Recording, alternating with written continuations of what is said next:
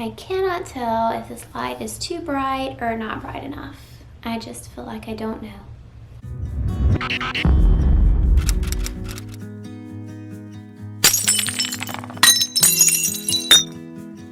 Hi everyone and welcome back. I'm so excited to be bringing you guys another pregnancy update. As you know, or as most of you know, I was intending to document the whole pregnancy with updates every week or every couple of weeks, and then COVID happened and it just got really difficult to keep up after that. I am also making a post-COVID video or a COVID follow-up video because a lot of you guys had a lot of questions about that and you're wanting to know how I'm doing since having COVID during pregnancy. So I'm gonna be filming that as well really soon. So I hope you enjoy that. Keep your eyes peeled for that if you're interested. But let's get straight into today's video. So today's video does have a sponsor and I will be mentioning them right now. Today's sponsor is KEABABIES. They sent me this beautiful original diaper backpack. This is one of their more popular items. You can see the tag is still on it. I'm so excited to start using it. But they offer two different types of gray. They offer a beautiful navy, a pink and gray, a really classy black, and this wine red color, of course. So right away, a few things that I just really love about this diaper bag are the premium Oxford material that they use to make this. It is also waterproof. It feels very durable. The zippers are very easy to work. They just glide along like butter, and there is a huge opening. The dimensions for this opening are 12 inches by 9.8 inches, so it's very easy to get in and out of this diaper bag. And once you look on the inside, you can see so many pockets and different storage areas that just make staying organized super easy. The sides also feature really convenient mommy pockets, so you can even put your phone in here and easily plug it in while the diaper bag is just sitting on the floor. I love that feature. There is also another pocket over here for a water bottle or a baby bottle, just if you're in a bind. You also have the option of putting baby bottles in the front, of course, in the insulated storage area, which is really nice. Now, honestly, I think that one of my absolute favorite features of this diaper bag is the back zipper. How often are you trying to go through the top of the diaper bag to find something that has fallen down into the bottom? With this convenient back zipper, you can easily access the bottom of the diaper bag and retrieve anything that you have lost in the bottom without having to go through layers and layers of clothes and diapers and snacks. This diaper bag also comes with a really nice changing mat that is super easy to clean, of course. And I love this little KEABABIES logo that they have added to it. There are two different carrying options, so you can either wear this bag as a backpack or you can carry it as a tote. You can also use this very easily if you have one of the hooks that you put on your stroller. This would just very easily hang right there on that hook, which is probably one of my favorite ways to carry it. You have an additional zipper for access here at the front. I was struck by the amazing reviews on this backpack. People with no children are consistently buying this backpack because it's great for travel. I see flight attendants giving great reviews to this diaper bag. I see college students. I know that I personally intend to use this bag not only as a diaper bag, but also as my technology bag. It very easily fits my laptop, my camera, all of my extra technology junk that I have. Now, if you would like to get your hands on one of these diaper bags, please use the link that I have provided in the description area of this video. Don't forget to use the code MHM10 for a total of 10% off your entire order. And again, I would like to thank KEABABIES for sponsoring today's video. Okay, so jumping into everything else, we of course have a lot of ground to cover today, a lot of catching up to do.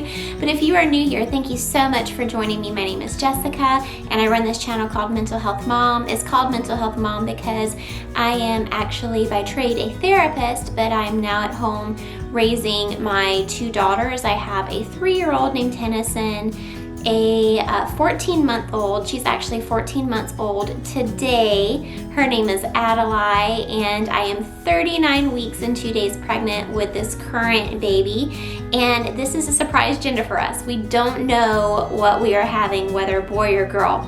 We actually have the girl name picked out, but we are not in complete agreement on the boy name. So my husband and I are still going back and forth on that one. I think that I will eventually conquer him. That's what typically happens. Hopefully we can come to an agreement on it. Otherwise, we may just have to give our son the name we picked out for our daughter.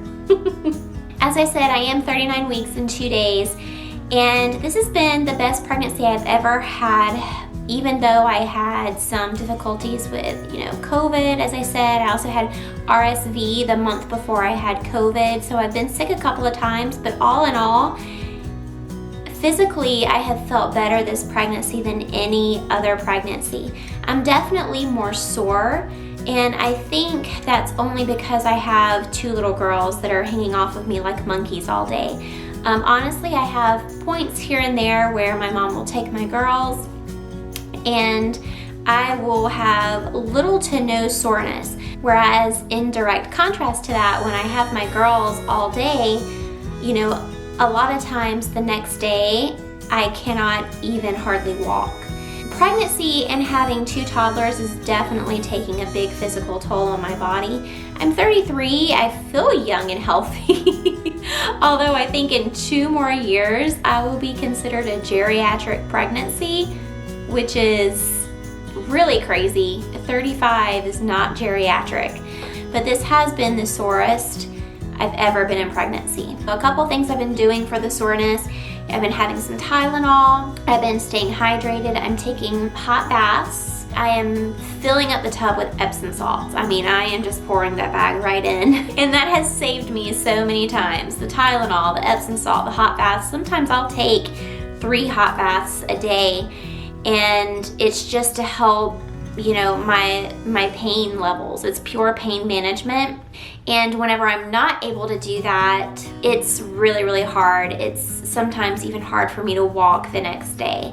So far, I weigh 157. And so that means I've gained a total of 24 pounds this pregnancy.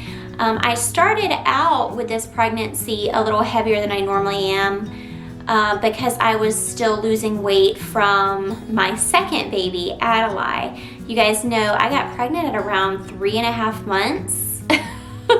Postpartum, I was completely shocked. I think everyone was shocked. No one was more shocked than my husband. I was even a little afraid to tell him, like, oh my God, I don't know how to tell you that I'm already pregnant again. So I was still getting the baby weight off from my second pregnancy. So I was a little heavier than normal. I do wonder how the weight loss is going to work with this pregnancy. I'm not worried about it by any means. I love this body. It's done so much for me. I'm not worried about the weight loss, but I'm just wondering, basically I've had 2 pregnancies in a row. I've only had a 3-month break in between. I wonder what the new normal is going to be for my body. That will be interesting to see. The baby has dropped, so I can breathe a little better. A lot of people are really surprised to hear that the baby has dropped because I carry my baby so high. I swear to you guys, I carry them up in my diaphragm, basically in my throat. And so even from the very beginning of pregnancy, breathing is just very difficult because I carry my babies so high. It still looks like I'm carrying my baby high. It does not by any means, when you look at me, look like my baby has actually dropped. But the midwife did confirm it. The baby is way, way down, head in my cervix.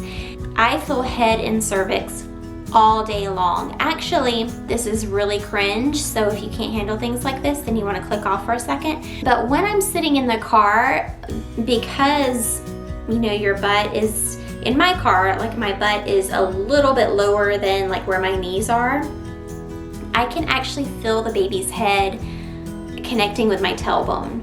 It makes me cringe. I cannot take it. I mean, and there's even like grinding up against my tailbone, like baby head to tailbone. It is so uncomfortable, and it's not painful by any means, but it just makes my blood curl. Ugh. So yeah, baby's dropped, head down, ready to go, just whenever the heck it decides to come out. In the 3rd trimester, I struggle with insomnia terribly. So I typically have a lot of insomnia in the 1st trimester, then sleep great during the 2nd trimester for the most part, and then I have insomnia that hits again toward the middle of the 3rd trimester. And then at the end of pregnancy, it resolves again. I am at that stage, just recently hit that stage where the insomnia has resolved. I can actually even take a nap during the day, which is normally necessary. When I'm not pregnant, my energy levels are great, but it's just toward the end of pregnancy, when the baby's growing really quickly and the baby's really heavy and you're really heavy, I just find it so physically demanding and exhausting, and I always have to take naps at this point in pregnancy. I was working at this point with my first 2 pregnancies, and on my lunch break, I would eat as fast as I could and then take a nap for the remainder of the lunch break because I absolutely had to have it. But with that being said, I can take that nap during the day, and whereas normally if I would take a nap during the day, I would be jacked up all night. I would have a lot of trouble going to sleep, and now it's not a problem at all. You know, I'm in bed by midnight, which is really, really good for me. I am so thirsty all the time. I'm usually someone that has to remind myself to drink lots of water, and all the time I am just so thirsty. No matter where we turn the thermostat to in our house, like usually it's around 69 or something, which is too cold for me. I'm normally very, very cold. Now I'm always hot. Those are 2 things that happen for me always at the end of pregnancy.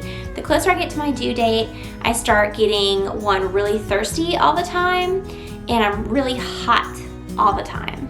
I'm having Braxton Hicks like crazy. The difference for me in Braxton Hicks and actual labor is actually pretty easy to notice.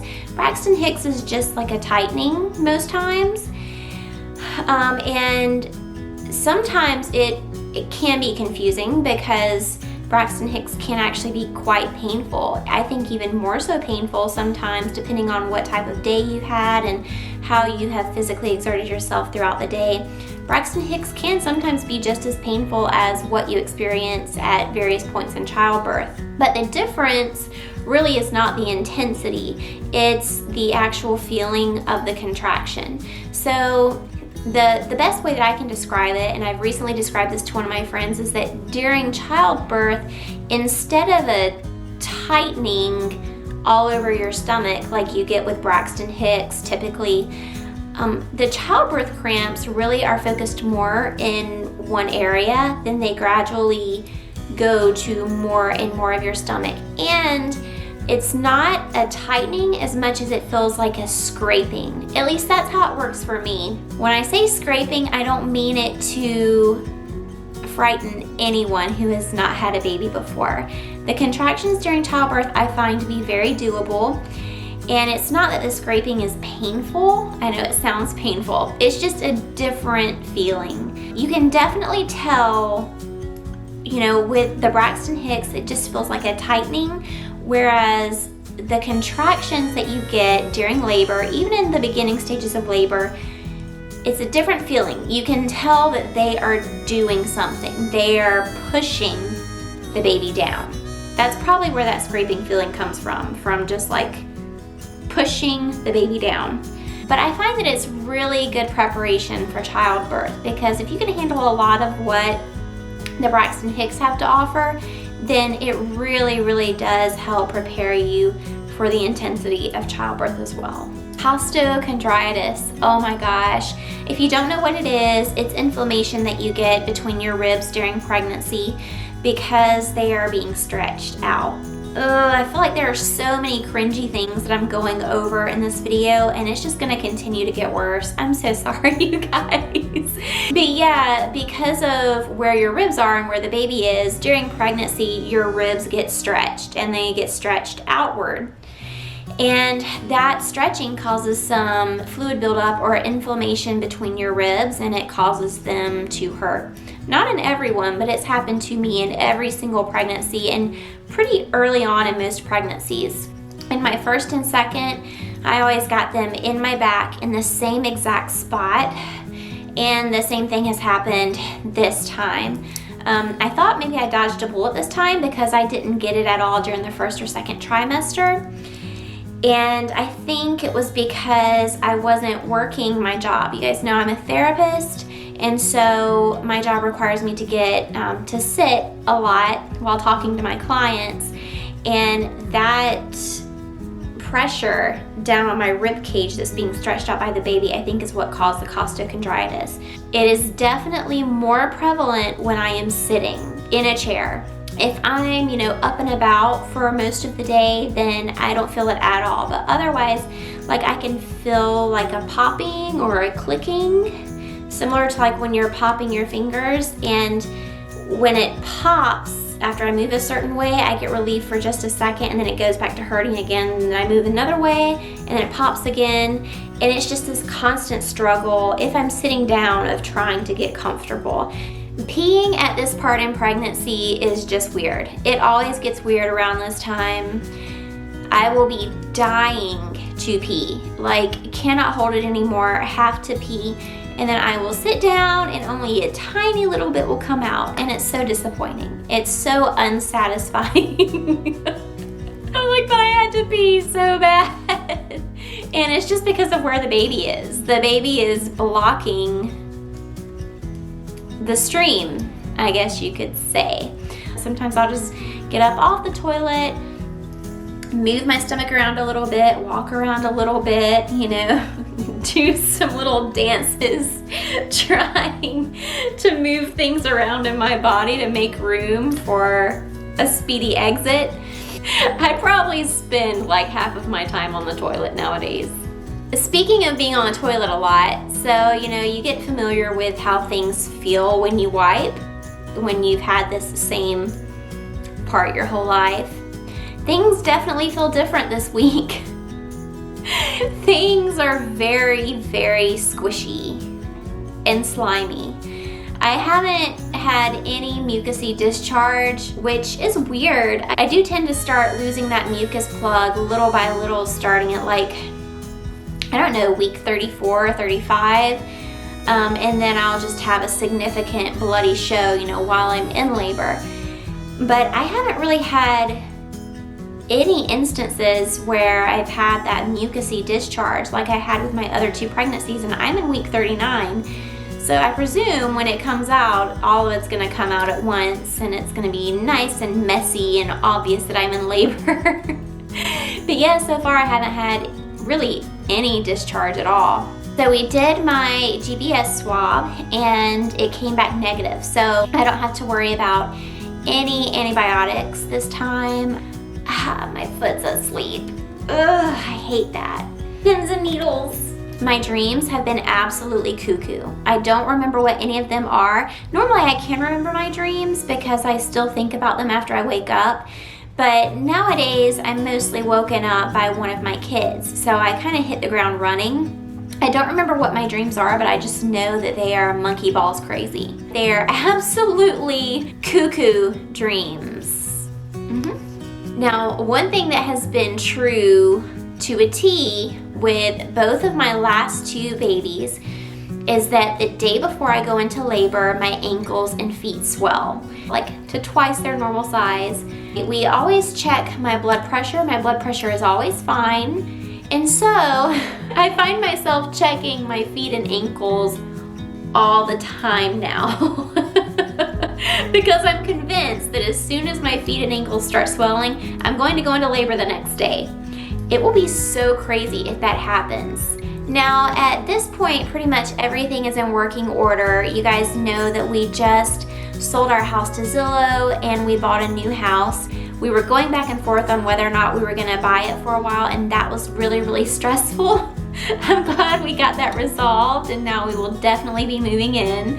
Depending on when the baby comes, we could even be having the baby after we have technically bought the new house. However, since we sold this house to Zillow, we were able to pick our closing date, and so this closing date for the house that we are currently in is much later than the one that we will be moving into. So we can slowly move our things over. We have a home. We, have a little setup that we're working on for the baby, who will be in our room, for a long time anyway. We have the bassinet ready to go. We have the changing station ready to go in our bedroom. And the baby will have its own nursery in the new house, which is great. Everything else is in working order as well. The balance on the doula is completely paid. The balance on our birth photographer is completely paid. The balance on our midwife is completely paid.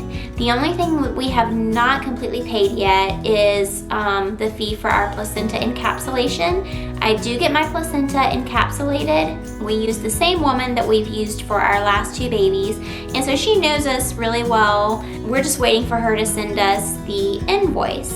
At this point, I'm just really excited. I'm wondering when the baby is gonna come. I'm trying to get everything clean and keep everything clean, which is impossible with 2 little ones.